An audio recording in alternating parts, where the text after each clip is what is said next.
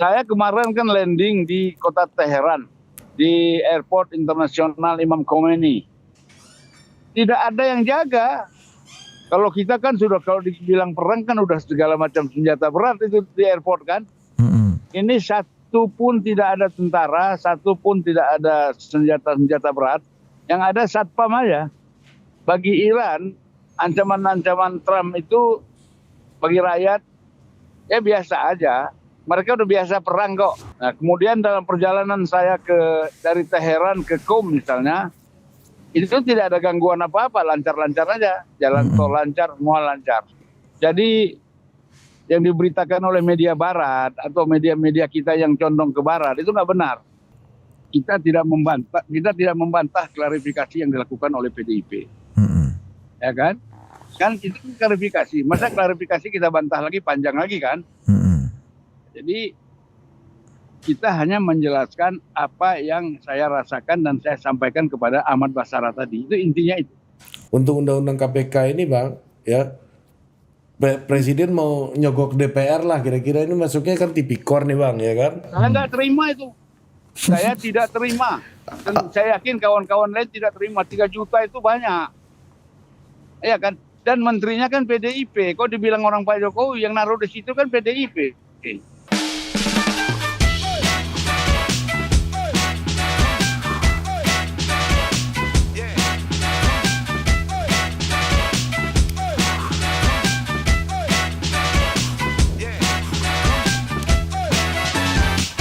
Oke, welcome to Total Politik dan kali ini spesial Ri. Ya. Kita meskipun terlihat berdua di sini sebenarnya kita bertiga. Ya. Karena orang ketiganya sedang ada di Iran. Waduh. Abang ngapain Bang di situ Bang? Iya, udah ada Bang Zulfan Linda nih di sekarang bukan di Teheran karena beliau Kita kemarin di biasa Teheran. kan biasa kita nonton film perang ya kan, nonton film-film. Ini kita mau nonton perang beneran. Nah, canggih juga Bang ini. mau nonton perang beneran. Abang sekarang ada di mana Bang? Abang bisa jelaskan nggak sekarang situasinya gimana dan posisi Abang di mana? Saya kemarin kan landing di kota Teheran, di Airport Internasional Imam Khomeini. Tidak ada yang jaga. Kalau kita kan sudah, kalau dibilang perang kan udah segala macam senjata berat itu di airport kan. Ini satu pun tidak ada tentara, satu pun tidak ada senjata berat. Yang ada satpam aja. Dan kita, barang-barang kita, paspor apa tidak diperiksa. Lewat-lewat aja. Jadi bagi Iran, ancaman-ancaman Trump itu bagi rakyat ya biasa aja. Mereka udah biasa perang kok. Gitu. Jadi, nah kemudian dalam perjalanan saya dari Teheran ke Qom misalnya, itu tidak ada gangguan apa-apa, lancar-lancar aja. Jalan tol lancar, semua lancar. Ya. Jadi kalau kita bicara situasi yang kalau kita lihat medsos di Jakarta ya, atau di mana-mana, seolah-olah terjadi kekacauan sama sekali. Memang kemarin ada demo sedikit di mahasiswa di Teheran, tapi kan yang turun jutaan mahasiswa lawannya, dikonter oleh mahasiswa. Jadi hilang sendiri. Nah itu demonstrasi apa Bang? Bisa dijelaskan Bang? Apakah karena yang media ketahui kan juga protes masyarakat Iran terhadap pemerintahan Ali Khamenei kan juga digelorakan di media barat gitu Bang. Faktanya gimana di lapangan Bang? Tidak ada sama sekali. Aman-aman aja. Saya lewat beberapa kampus, ya itu aman. Kalau mau kita lanjutkan nanti saya bicara di dekat-dekat kampus, lihat mahasiswa, gerakan semua aman. Jadi yang diberitakan oleh media barat atau media-media kita yang condong ke barat itu nggak benar. Jadi persiapan perang di sini itu hanya dilakukan oleh pemerintah dan Garda Revolusi. Ya, mereka mempersiapkan senjata-senjata canggih semua. Tinggal menunggu di sana, menunggu instruksi Trump, di sini menunggu instruksi Ali Khamenei. Karena angkatan bersenjata dan pasdaran di Iran ini di bawah komando Sayyid Ali Khamenei. Itu yang jelas. Iya. bukan komando presiden. Apakah ada ini bang, drilling atau latihan situasi darurat gitu satu, dan yang kedua apakah juga militer Iran sendiri sudah bersiap bang dengan potensi serangan dari Amerika Serikat ataupun Israel yang kita tahu eskalasinya di Laut Persia sendiri sudah mulai tinggi bang. Kita tahu kapal induk terbesar Amerika USS Gerald Ford juga sudah merapat ke Teluk gitu. Gimana bang? Ya, tapi di sini tidak ada latihan karena sepanjang hari sebelum ada perang bertahun-tahun mereka tiap hari latihan. Karena era Iran ini kan negara yang sangat diancam oleh Israel, Amerika dan sekutu-sekutunya di Timur Tengah. Jadi mereka kalau latihan perang hampir setiap hari, tidak mesti menghadapi perang ini. Nah kemudian tidak ada kita lihat tentara-tentara yang latihan, tapi sangat siap menghadapi serangan Trump. Makanya Trump sekarang terjepit di tengah. Dia mengikuti kehendaknya Netanyahu untuk menyerang Iran, sementara Iran juga mengancam dia tidak akan menyerah. Jadi Trump itu terjepit di tengah, mundur berhadapan dengan Israel, maju berhadapan dengan Iran. Itu masalahnya. Oke. Nah, Jadi, gimana? ya itu ini dalam perperangan yang lain nih bang, ya kan? Jadi mobilisasi militer gitu abang juga nggak melihat ya ada mobilisasi militer atau apa? Oke, jadi situasinya aman, damai, tidak ada gejala-gejala akan terjadi perang besar gitu bang ya. Jadi semuanya relatif hidup normal seperti biasa gitu di Iran. Tidak seperti yang kita gambarkan Biasa. di sini gitu. Karena kan begini, hari ini kan perjanjian nuklir dengan Amerika kan dibahas, ya kan? Nah, Trump tadinya memberi waktu 2 hari kepada Iran untuk menyetujui. Sekarang dia tunda lagi menjadi 15 hari, gitu loh. Ini makin lama makin jauh dari peperangan ini. Lu? Iya bang. Dengar nggak, Bud? Dengar bagus sekali. Makin jauh dari peperangan ya. Jadi nggak ada lah, tidak ada, dan makin jauh. Jadi cuman kan kalau biasa, Bud, kalau kita nonton berita-berita, apalagi TV apa segala macam kan perlu menonton ya kan. Iya. Bikin sengit terus kan, padahal nggak ada apa-apa.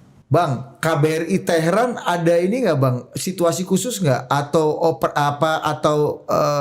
semacam persiapan khusus nggak bang untuk mengantisipasi hal-hal yang terjadi gitu? Kan banyak sekali juga kan WNI di sana kan? Udah pengalaman waktu perang 12 hari Israel Iran kan, itu sudah pengalaman. Nanti biasanya kalau ada perang Iran, kedutaan kita mengevakuasi penduduk Indonesia itu, warga negara Indonesia lewat Azerbaijan. Jadi kalau kedutaan Indonesia, antisipasinya adalah mempersiapkan warga negara Indonesia evakuasi lewat Azerbaijan. Nanti dari Azerbaijan baru naik pesawat ke Indonesia gitu. Oke. Tapi sementara ini aman lah. Lagian abang situasi perang, abang pula datang ke situasi perang ini kan. Orang biasanya menghindari perang, abang datang ke situasi perang kan. Lain kan orang mau lari, kita mau nonton. Nah ini bang, abang ada surat nih yang membuat abang dalam situasi perang juga sama abang nih bang, ya kan? Betul. Jadi ini merespon bang. Jadi podcast Total Politik dengan Bang Zulfan terakhir, abang kan mengungkapkan lah ada beberapa hal yang abang ungkapkan tentang permintaan dari Ibu Mega, junto PDI Perjuangan lah ya terhadap Pak Prabowo. Nah, ada tanggapan bang dari PDI Perjuangan melalui surat klarifikasi yang dikirimkan ke Total Politik ya, merespon komentar dan juga informasi dari abang. Saya bacakan, izin ya bang ya. Untuk Bang Zulfan, nanti mungkin Bang Zulfan bisa per poin tanggepin aja Rindas. Ya, oke. Yang pertama, keberatan dari PDI Perjuangan atas informasi dari Bang Zulfan sebagai berikut.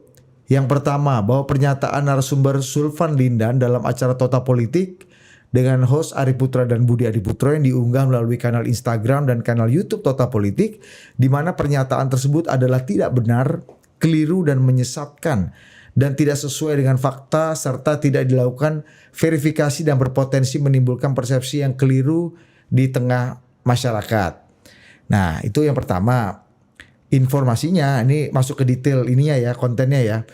Bahwa tidak ada permintaan dari Ibu Megawati Soekarno Putri untuk meminta agar Wisma Yaso dikembalikan dan meminta uang 200 miliar untuk rumah mantan Presiden Soekarno untuk kompensasi uang pensiun.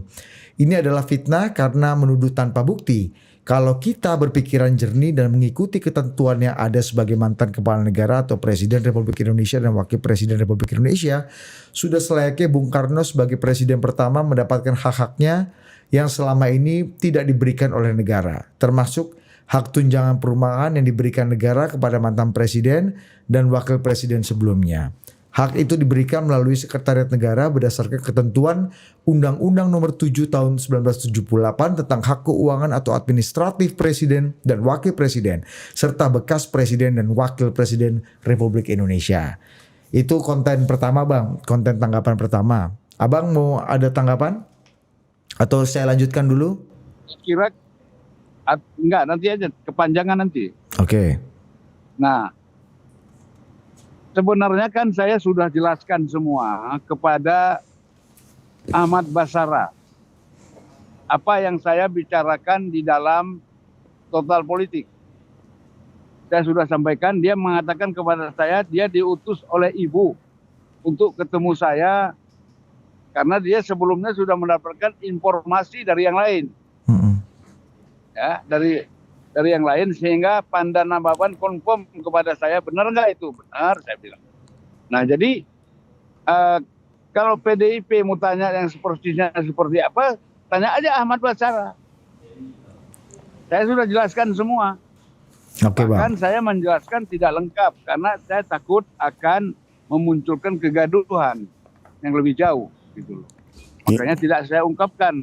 Tapi kepada Ahmad Basara saya ungkapkan, dan yang membuat kegaduhan itu Ahmad Basara mengiyakan gitu loh. Oke. Ya kan? Siap Bang, saya bacakan yang berikutnya ya Bang. Bahwa perlu kami pertegas kembali bahwa Bung Karno bukan sekedar presiden pertama, namun juga proklamator dan bapak bangsa yang telah berjuang sejak usia muda, keluar masuk penjara, dibuang dan dijauhkan dari rakyat dan menjadi tahanan politik tanpa proses hukum pada akhir masa hidupnya akibat pertarungan geopolitik Perang Dingin. Lalu dibandingkan bahwa pemerintah telah mengambil kebijakan terhadap tunjangan, hak pensiun serta fasilitas rumah bagi presiden dan wakil presiden yang telah menyelesaikan masa baktinya. Segala fasilitas tersebut tidak diterima oleh Presiden Soekarno, sehingga apa yang dilakukan oleh Presiden Prabowo merupakan bagian dari kebijakan pemerintahan negara, bukan sebagai kebijakan orang per orang serta sumber dana berasal dari APBN, bukan dari orang per orang sebagaimana dinarasikan oleh Total Politik bahwa ini berasal dari Prabowo Subianto. Nah, ini kelanjutan dari poin yang tadi Bang. Jadi siapa yang ngomong kayak begitu tuh? Ya ini interpretasi kita bacakan aja. Iya benar. Oke, next. Bahwa pernyataan narasumber menyatakan bahwa bagaimana caranya, ini menurut ini pernyataan Abang ya, poin berikutnya, bahwa pernyataan narasumber yaitu Bang Zulfan menyatakan bahwa bagaimana caranya Hasto bisa ikut kongres, dibuatlah amnesti. Terus terang kok mereka tega ikut-ikutan dalam gerakan akhir Agustus menyerang pemerintah. Oleh sebab itu tidak dianggap sekutu. Itu kutipan kalimatnya Bang Zulfan. Nah, menurut tanggapan dari PD Perjuangan adalah ini adalah pernyataan yang menyesatkan, keliru karena kami dan masyarakat melihat kasus ini merupakan kriminalisasi hukum terhadap Sekjen PDI Perjuangan Hasto Kristianto. Jadi peristiwa hukum itu adalah kriminalisasi hukum terhadap Sekjen PDI Perjuangan Hasto Kristianto. Dalam hal ini Presiden Prabowo memberikan amnesti kepada Hasto Kristianto itu merupakan hak prerogatif Presiden. Kami menghormati dan kami sudah menyampaikan terima kasih secara terbuka kepada Presiden Prabowo. Sementara pernyataan bagaimana caranya Hasto bisa ikut Kongres, dibuatlah amnesti dan PD Perjuangan ikut-ikut dalam kerusuhan pada bulan Agustus 2025 adalah fitnah dan tidak berdasarkan fakta hukum. Abang mau tanggapi? Ya, kalau kita bicara dengan alasan-alasan seperti itu, kan bisa saja. Tapi kan persoalannya, gini aja lah, kalau mereka merasa tidak benar apa yang kita sampaikan, ya bantah saja. Nggak benar kan sudah kita klarifikasi nih lewat sekarang ini lewat Total Politik kan. Oke, Bang. Bantah saja, tapi saya sudah menjelaskan itu kepada DPP PDIP lewat Ahmad Basara. Itu aja intinya. Tanya saja Ahmad Basara apa yang dibicarakan saya dengan dia. Oke. Apa dia tidak melapor ke DPP? Apa yang saya sampaikan, ya kan gitu. Nah, jadi persoalan bahwa mereka membantah secara ya memang formalnya kan ada surat menyurat, ya kan. Tetapi kan di luar itu kan latar belakangnya apa? Kan ada backgroundnya, ada latar belakangnya. Surat itu keluar ada latar belakangnya, kenapa? Gitu. Ini bisa berdebat panjang kita gitu. Ya, saya bacakan lagi Bang ya untuk melengkapi pernyataan atau poin yang sebelumnya. Bahwa faktanya menurut PD Perjuangan dalam suratnya bahwa faktanya Ibu Megawati Soekarno Putri pada tanggal 31 Agustus 2025 turut hadir di Istana Merdeka mendampingi Presiden Prabowo Subianto bersama pimpinan lembaga negara dan ketua umum partai politik yaitu Ketua Umum PD Perjuangan Megawati Soekarno Putri, Ketua Umum Partai Golkar Bahlil Lahadalia, Ketua Umum PAN Zulkifli Hasan, Ketua Umum Partai Nasdem Surya Paloh, Ketua Umum PKB Muhaimin Iskandar, Wakil Ketua Umum Partai Demokrat Edi Baskoro Yudhoyono, serta Sekjen PKS Muhammad Khalid, Ketua MPR Ahmad Muzani dan Ketua DPR Puan Maharani serta Ketua DPD Sultan Bakhtiar Najabudin dalam press conference bersama Presiden Prabowo membahas stabilitas di tengah gejolak aksi massa untuk membantu pemerintah untuk menenangkan situasi menjadi momentum penting bagi konsolidasi politik nasional.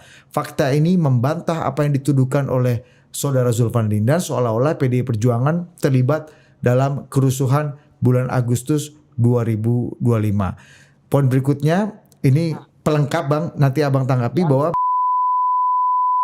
intinya gitu. Ini yang terakhir Bang, bahwa berdasarkan unggahan saudara tersebut terdapat penyajian informasi dan atau framing yang menyudutkan sehingga menimbulkan persepsi negatif. Hal ini dilakukan tidak disertai klarifikasi yang berimbang sehingga sangat berpotensi menyesatkan publik dan merugikan nama baik serta kepentingan pihak yang diberitakan. Kami sendiri sudah mengirimkan surat ke PDI Perjuangan untuk meminta klarifikasi dan meminta kesediaannya untuk hadir di sini mengklarifikasi secara langsung baik sendiri ataupun bisa berkoordinasi dan berkomunikasi dan berdialog dengan Bang Zulfan. Tapi jawabannya adalah ya ternyata cuma ingin diminta untuk dimuat hak klarifikasi yang sudah dikirimkan via surat. Abang ada tanggapan lagi Bang? Ya, jadi begini. Kalau pertemuan di istana itu kan udah semua ketua umum kan diundang. Nggak mungkin satu ketua umum tidak diundang. Itu biasa. Itu udah protap namanya di seknek kan. Nah, kemudian bahwa ada dialog di dalam istana tanggal 31 misalnya membahas itu kan biasa. Ngapain? Dan yang masih menghangat kan gitu. Satu hari setelah itu Menko Polhukam Budi Gunawan juga diganti, ya kan? Nah, di sini orang kita tidak menuduh bahwa ini terlibat, misalnya Budi Gunawan terlibat, tetapi orang membacanya kan ada indikasi-indikasi macam-macam. Itu hak semua orang untuk menganalisis, menyangka dan memprediksi apa yang sedang terjadi gitu loh. Oke. Tapi intinya tadi kalau mau menyimpulkan apa yang Abang jelaskan atau Abang klarifikasi bahwa klarifikasi penuhnya Abang sudah ungkapkan via komunikasi langsung dengan Ahmad Basara ya Bang? Ketua DPP PD Perjuangan. Ahmad Basara itu udah lama kan. Begitu saya mendapatkan informasi, saya sampaikan Ahmad Basara. Karena dia mendesak, Bang aku perlu informasi dari Abang. Ya aku sampaikan apa adanya. Gitu loh. Nah terus Ya kan? sebenarnya kalau mereka sudah berkomunikasi dengan Ahmad Basarah ya udah selesai. Oke bang, siap. Udah selesai suratnya semua. Udah sisanya hal-hal yang melengkapi lah soal kebebasan pers, soal undang-undang. Ya. Tapi substansinya tadi kurang lebih gitu deh. Iya bang. Bang. Ya kan masalah Ya lanjut dulu bang. Lanjut dulu. ya saya katanya dapat somasi, saya belum baca, ya. Kemudian saya pas hari itu kan berangkat ke luar negeri, berobat pertama ke Malaysia, habis itu saya langsung berompat terbang ke Iran, gitu loh. Rencana kan mau umroh, tapi karena pada perjanjian nuklir ini ya, antara Amerika dengan ini belum selesai, jadi pesawat ditunda penerbangan. Sekarang sudah aman, nggak ada masalah lagi. Nah tapi tadi bang, balik lagi bang, soal pertemuan di istana, ketua-ketua partai, terus apa namanya PDI, apa namanya tadi, abang sempat nyinggung soal Budi Gunawan diganti dan lain-lain, itu merupakan analisis abang berarti ya, bukan apa namanya, ya analisis lah ya, abang mau menyampaikan analisis abang lah ya. Analisis atau info orang dalam, bukan? Berdasar info dan kita kemudian menganalisis. Ya kan, namanya kita YouTuber, ada podcast, ya kan. Terus dengan total politik, tentu kita tidak hanya menyampaikan info, kita kan menyampaikan bukan orang digigit anjing, tapi kan bukan orang digigit anjing, tapi anjing gimana tuh ya? Bukan anjing menggigit orang, tapi orang menggigit anjing kan kita bicarakan. Dulu berita kan? Iya. Oke lah bang. Itu harus dipisahkan. Soal terlibat satu pihak itu harus dijelaskan oleh PDIP tidak terlibat, ya kan udah. Dan kan makanya mereka sudah bantah sendiri kan? Sudah membantah sendiri bahwa Ibu Mega dengan diundang 31 Agustus dengan sendirinya dianggap tidak terlibat. Nah, sebagai ketua umum kan memang wajib diundang, tapi tidak wajib untuk hadir Ibu Mega, kan gitu. Ya kan sebagai ketua umum wajib diundang, tidak wajib untuk hadir, tapi ternyata dia hadir. Dan kita kan tahu situasinya bagaimana, ya kan? Kalau seorang presiden mengundang ketua umum, pasti ada dialog, duduk-duduk. Tapi kan orang bingung, begitu setelah kerusuhan 2 hari langsung mengkokokkan yang dianggap dekat dengan PDIP langsung diganti, gitu. Ya. Sisanya analisa abang lah. Udah bang. Kurang lebih seperti itu. Ini masih agak panjang terkait dengan keberimbangan undang-undang pers dan hal-hal prosedural jurnalistik lainnya yang rasanya secara substansi tadi abang udah ungkapkan, dan kita juga sudah memberikan dan membacakan hak jawab atau klarifikasi dari pihak PD Perjuangan atas informasi dan analisa yang Bang Zulfan pernah nyatakan lah di konten Total Politik itu. Siap bang? Kita tidak membantah klarifikasi yang dilakukan oleh PDIP, ya kan? Kan itu klarifikasi. Masa klarifikasi kita bantah lagi, panjang lagi kan? Jadi kita hanya menjelaskan apa yang saya rasakan dan saya sampaikan kepada Ahmad Basarah tadi. Itu intinya itu. Oke bang, siap. Bang, ini ada pertanyaan satu nih bang, ya. Apa namanya? Asto kan pernah ngomong bang, ya kan ini soal rame soal UU KPK nih bang kan, revisi UU KPK. Ya. Asto kan pernah bicara bahwa Pak Jokowi lah yang mendalangi revisi undang-undang KPK itu gitu kan. Nah sementara Pak Jokowi kan nggak tanda tangan gitu kan. Nah dan belakangan setuju bahwa kita bisa kembali ke undang-undang KPK yang lama gitu kan. Ya betul. Nah gimana menurut abang nih? Tadi inisiatif undang-undang KPK itu pertama pemerintah, kan. Sementara DPR punya punya inisiatif undang-undang kan bersamaan undang-undang amnesti pajak itu, amnesti pajak. Kemudian diputar, maka undang-undang KPK menjadi inisiatif DPR, amnesti menjadi inisiatif pemerintah. Nah, saya kan masih terlibat di Komisi 3 waktu itu. Gitu kan. Nah, suasananya itu boleh saya bilang ya arahnya kan hampir semua fraksi itu mengikuti arah yang disampaikan oleh kawan-kawan ketua fraksi, kawan-kawan sekjen, kawan-kawan ketua umum partai politik. Semuanya kan begitu.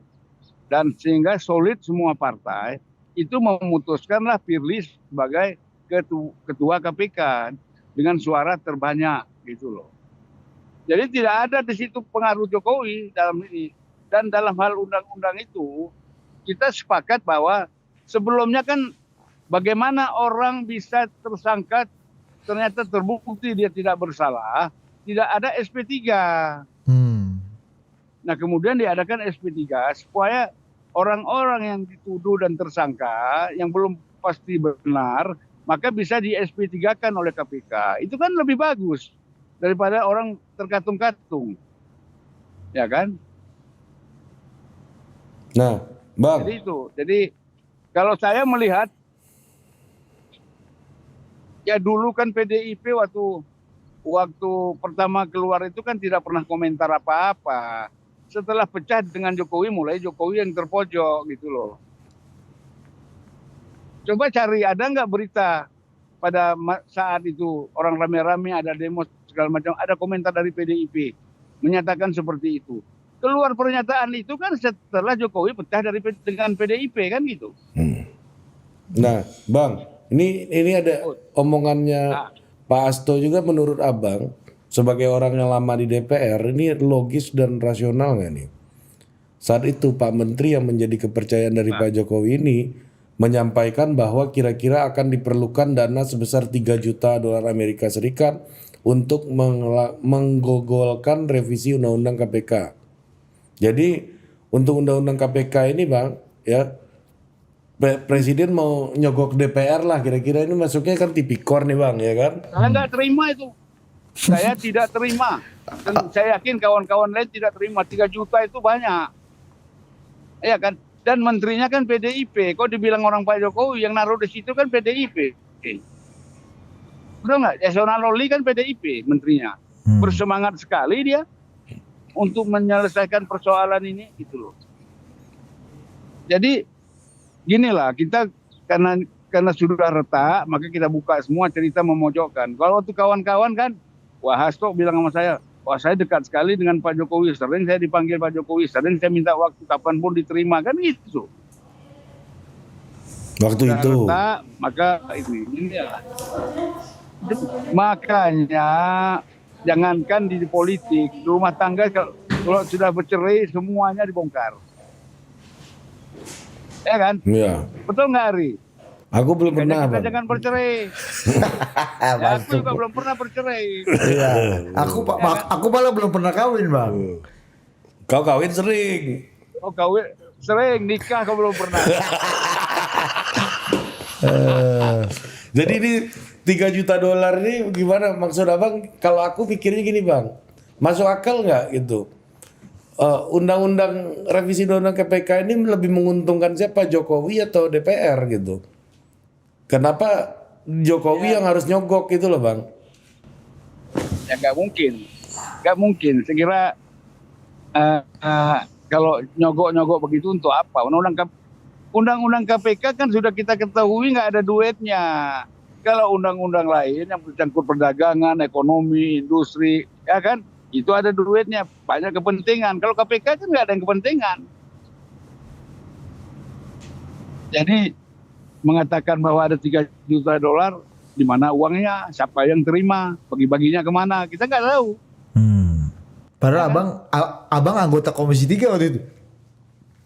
Waktu Ya, itu bang ya. Komisi 3 khusus saya diutus di BKU kan dari Komisi 6 oleh Nasdem Komisi untuk BUMN. memang untuk ini menjaga ini Iya. di Komisi 3. Habis itu saya pindah lagi. Balik lagi ke Komisi 6. Komisi BUMN ini bang ya. Nah, Jadi kita nggak ada masalah, mau taruh di komisi manapun nggak ada masalah lah, nggak penting itu. Iya. jadi $3 juta ini nggak masuk akal menurut abang nih. Menurut saya nggak masuk akal. Iya. Bagaimana membuktikannya? Kan orang enak aja ngomong. Hmm. Kenapa dikit kali 3 juta, 10 juta lah sekalian. Ini Saturi yang kita bisa lihat dari abang sekarang nih. Ini kameramennya udah agak tremor bos, capek juga pakai gini kan. Iya, bentar. Kita berempati lah ya. Iya. Yang terakhir nih bang, pertanyaan ya soal kembali ke Iran lagi. Di Iran di dunia ini kan rame bang, kembalinya keluarga Reza Pahlavi. Nah, dan katanya udah dapat dukungan banyak dan luas dari masyarakat Iran, termasuk kembalinya. Nah, ada. Mimpi aja itu, mimpi dia. Ya, Reza Pahlavi ini itu yang dukung dia cuma Amerika dan Israel. Di Iran mana ada yang dukung dia? Yang semula rame-rame itu kan yang jelas didukung Mossad, CIA. Jadi kalau di Iran nggak ada. Siapa yang kenal dia lagi?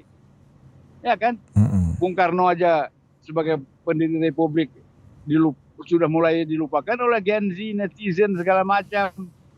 Sama begitulah, ini di sini dilupakan. Kalau Bung Karno masih jelas proklamator, kemudian punya buku-buku tulisannya hebat. Kan. Iran apa selain menindas, dilupakanlah sama rakyat. Jadi itu kan media-media Barat membesar-besarkan. Cari orang lain yang sepadan dengan Ali Khamenei kalau ingin menjatuhkan Khamenei. Ini anak kecil, aduh, udahlah. Kerjanya di Amerika juga joget-joget sama dengan Trump kan. Oke bang, siap. Oke, Bang. Aku berempati sama kameramen Iya. abang nih. Aku mau nyusul abang gimana nih, bisa nggak? Iya, susah nggak sih bang masuk sana bang? Wah, Pakai visa apa bang? Menyusul abang kita gimana? mau nyusul kita. nggak ada visa. Di sana, datanglah, aku tunggu. Tidak perlu visa. Enak banget. Harus puasa tapi bang kalau sana ya.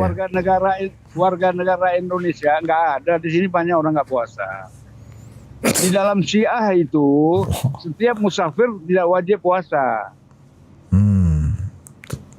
Makanya Budi ini dalam soal puasa cocok dengan Syiah, Iya. ya kan? Karena Nggak Budi puasa. Budi tiap hari musafir bang, ya kan? Iya, dia musafir dan mufassir politik. Nah, mufassir itu kan menerjemahkan politik, penafsir politik. Dan dia fasik politik juga bang, fasik. Oke bang. Setelah Budinya, ya oke. Ya, iya daripada abang. Oke, Kamsia. Assalamualaikum bang, sehat selalu. Hati-hati, semoga selamat Ya, dan sejahtera dan sehat selalu. sampai jumpa lagi. Sampai jumpa bang. Yuk, Assalamualaikum. Waalaikumsalam.